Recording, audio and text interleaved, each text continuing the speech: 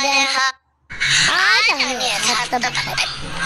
അധ്യഷ്ടാ സർവഭൂതാനാം മൈത്രകരുണ ഏവ ച നിർമ്മമോ നിരഹങ്കാരഃ. സമദുഃഖസുഖക്ഷമി സന്തുഷ്ടഃ സതതം യോഗി ഏതാത്മാ ദൃഢനിശ്ചയഃ മയ്യർപ്പിതമനോ ബുദ്ധിർ യോ മദ്ഭക്തസമേ പ്രിയഃ. ഒരു പ്രാണിയെയും ദ്വേഷിക്കാതിരിക്കുക. എല്ലാവരോടും സ്നേഹവും ദയയും കാണിക്കുക. ഒന്നിലും തന്റെ സ്വാർത്ഥബുദ്ധി ഇല്ലാതിരിക്കുക.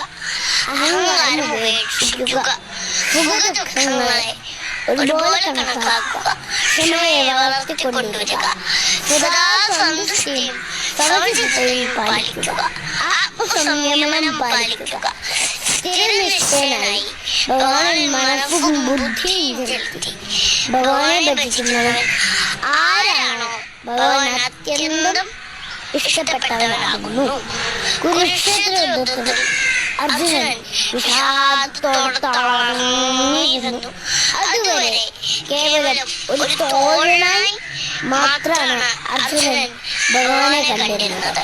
എല്ലാം മറന്ന് ശരണാഗതിയോടെ യഥാർത്ഥ ഭക്തനായപ്പോൾ ഭഗവാൻ വിഷ്ണുപദർശനം നൽകി അനുഗ്രഹിച്ചു. പാർത്ഥസാരഥിയായി യഥാർത്ഥ ഭക്തന് ഭഗവാൻ എന്നും എപ്പോഴും